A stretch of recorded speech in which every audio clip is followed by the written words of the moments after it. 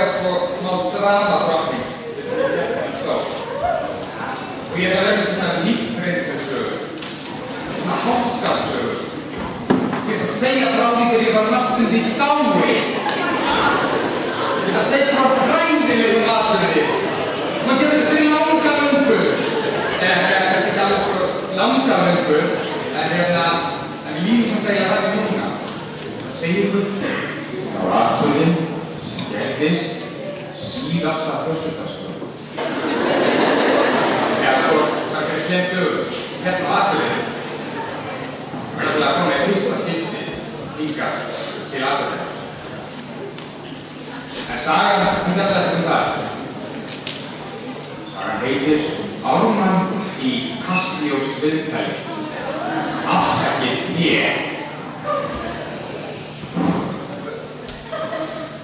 Ég sat þarna í stólnum í kvikmyndaverinu með sterka ljóskastarana sem beindu ljósi sínum að fölu og skelfdu andliti mínu. Ég var sveittur í höndunum og hjartað að hamaðist í brjóstinu. Ég hugsaði til vinkonunum minnar sem var mjög auðvelt með að taka sem myndir og tala svona upp í upptökuröðunar. Hún sagði mér daginn galdurinn væri að hugsa myndavélarna bara svona eins og vin sinn, elskana. Right. Þessi upptökuröður var svo greinilega enginn besti vinur minn. Ég var svona hvað er búin að plata mig út í? Og án alls gríns var ég svo stressaður að ég fann blóðbræði í munnum. Og ég hugsaði, ég var svo flögur, hvað gerist þegar ég minna að kasta í miðju viðtali? Þetta er ekki gott. Og ég leysum sem var aftur komin í grunnskóla, en þá var það stundum þannig að ég gæti orðið veikur og fengi hita daginn áður en ég átti að standa fyrir framan hópinn, framan vettum og lesa heitir eða sögur. Ég var samt mjög duglegur að tala í tíma. En ég þekki ekki aldrei hjús í tjaldan að kemur þessu fyrir það. En aftur að innisögunni. Kvikmyndatökumaðurinn sagði að það eru 5 mínútur í beina útsendingu. Og ég bara, já, ég get ekki. Og allt í einu fór rafmagnið af svæðinu. Sjónvarpið var bara svart. Og stuttu seinna birtist það yndislegu texti. Afsakið mér. Ég fékk nokkrar auka mínútur. Þá loksins gerðist eitthvað jákvæmt. Ég notaði þetta tækifæri til þess að minna mig á það að ég var ekki staddur í þessu viðtali, Kastljóss viðtali. En þetta er meiri mæka. Er ég í stereo svona? Já, ég fékk nokkrar auka mínútur og ég notaði það til þess að minna mig á það að ég var ekki staddur í þessu viðtali til sjálf. Ég var að fá ótrúlega dýrmætt tækifæri til að segja frá aðstæðum barna á Indlandi sem í þrælkun.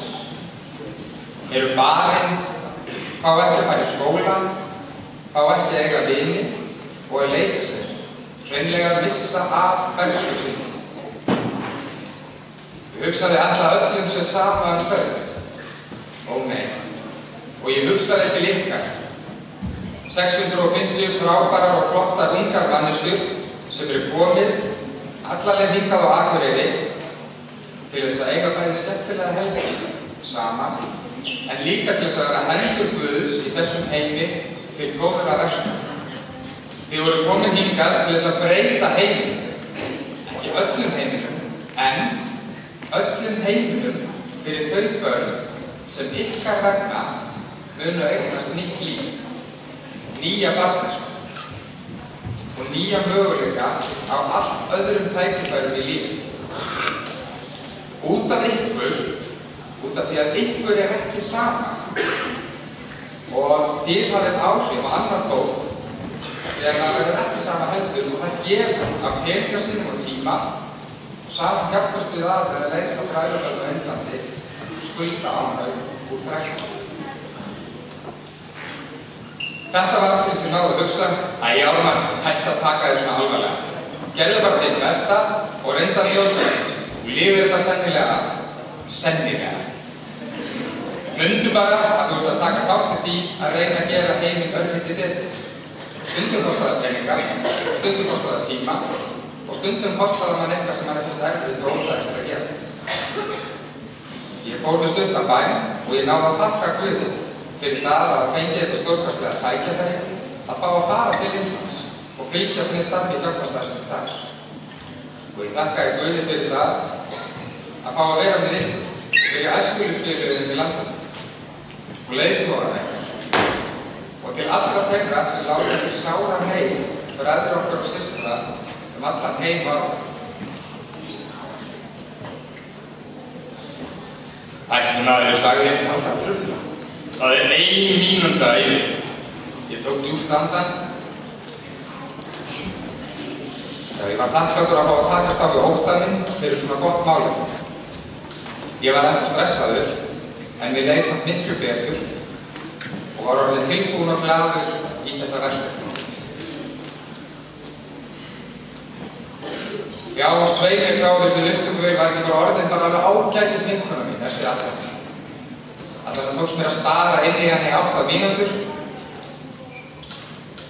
og segja frá ykkur og aðstæðum barna með.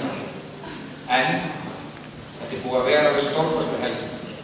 Og ég finn það, og ég meina það alveg frá dýpstu sálarrótum, að ég upplifði í dag betri manneskju eftir að það fengi að kynnast ykkur og fá að sjá hvað þið eru tilbúin að leggja mikil á mörkur til þess að bæta þennan heim. Við erum nefnilega svo sannarlega ekki bara framtíðin, þið eru núna í dag eitthvað allra besta og dýrmætasta í okkar samfélagi. Þið eru flottir fulltrúar og fyrirmyndir fyrir bæði ung og fullorðið fólk. Enda búið að birtast fullt af myndum af ykkur og umfjöllun í öllum helstu fjölmiðlum landsins helgina. Bæði á netinu og blöðum. Þið gefið fólki von og fólk stolt af ykkur. Ég las þessu ummæli eftir einni fréttinni og það var líka smá vídeóbrot og eitthvað viðtöl við ykkur. Og hlustiði, þetta yfirleitir alltaf það sem kemur á eftir bloggi eitthvað svona neikvætt, en þarna stóði þessu orð: Góðan daginn og góða helgi. Þetta er það sem ég var að hlusta á myndbandinu hjá ykkur alveg frábært framtak. Þetta finnst mér gleðifréttir. Ekki veitir að eftir þessum neikvæðu fréttum gott mál. Kær kveðja, Hilmars Sæberg. Og þetta er alveg sagt, þið eru stórkostlega og þið veitið fólki von og gleði bæði hér heima og út í heiminn. Faðir Martin, sá sem stofnaði þetta hjálparstarf á Indlandi, hann biður kærlega heilsa ykkur og hann þakkar alveg óendanlega mikið fyrir allt það sem þið verið að gera. Guð blessi ykkur og takk fyrir stórkostlega landsmót. Amen.